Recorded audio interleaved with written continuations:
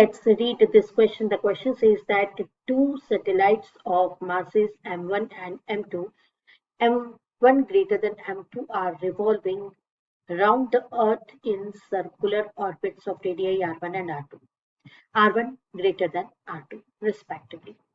Which of the following statements is true regarding their velocities v1 and v2? v1 equals to v2, v1 less than v2, v1 greater than v2, v1 divided by R2 equals to V2 divided by R2. We have to choose the correct option. तो आइए बच्चों सबसे पहले तो हम देख लेते हैं की कंसेप्ट. तो आइए बच्चों देखते हैं की कंसेप्ट को जिसको हमें यहाँ पर यूज करना है.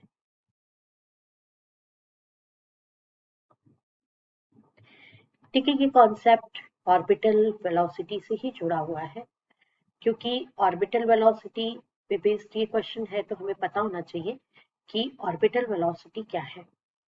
जब भी कोई सैटेलाइट अर्थ के अराउंड अपने ऑर्बिट में रिवॉल्व होता है तो उसकी पर्टिकुलर वेलोसिटी हम एक्सप्रेस करते हैं वीओ से, जिसे हम ऑर्बिटल वेलोसिटी कहते हैं, और इसका वैल्यू होता है G M E upon are.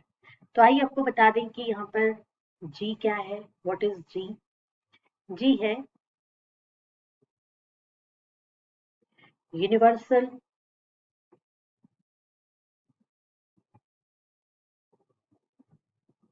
Gravitational constant.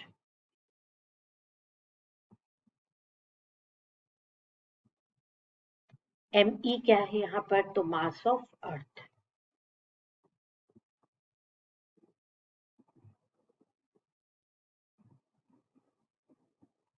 And R that is radius of orbit. जिस ऑर्बिट में वो रिवॉल्व हो रहा है उसका रेडियस है, रेडियस ऑफ ऑर्बिट.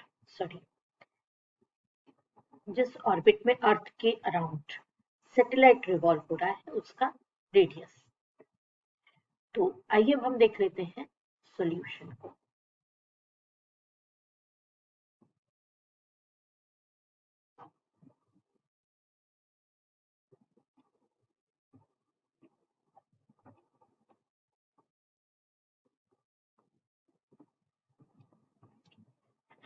तो देखिए स्टूडेंट्स, जैसा कि हमने फॉर्मूला डिस्कस कर लिया, इसी पर बेस्ड हमारा क्वेश्चन चल रहा है.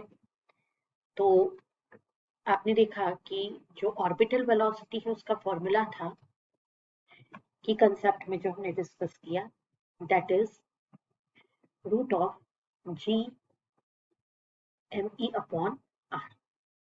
तो जी कांस्टेंट और एम ई कांस्टेंट है, तो ऑर्बिटल वेलोसिटी जो है ये किसके प्रोपोर्शनल होगा? तो it is proportional to 1 upon root of R. अब इसी कॉन्सेप्ट को आगे बढ़ाते हैं और हम ले लेते हैं कि केस 1 में जब when radius is equals to r1 and velocity equals to v1, इस कंडीशन में v1 is equals to 1 upon root of r1. जब हम सेकेंड केस पर चले जाएंगे तो केस 2 में when radius r2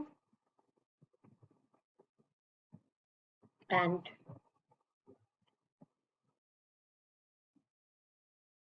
velocity equals to v2, then v2 equals to 1 upon root of r2. तो therefore अगर मैं रेशियो लेना चाहूं तो दोनों का रेशियो ले लूं. v1 अपॉन v2 ये होगा root of r2 upon r1. r1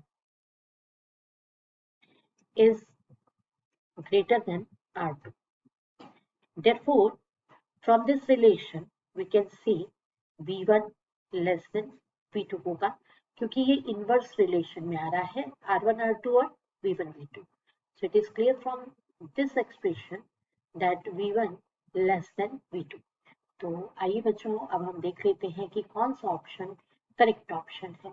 जैसा कि क्वेश्चन में आप देख रहे हैं option number B, this is right option, V1 less than V2. I hope you understood it well. Best of luck. Thank you.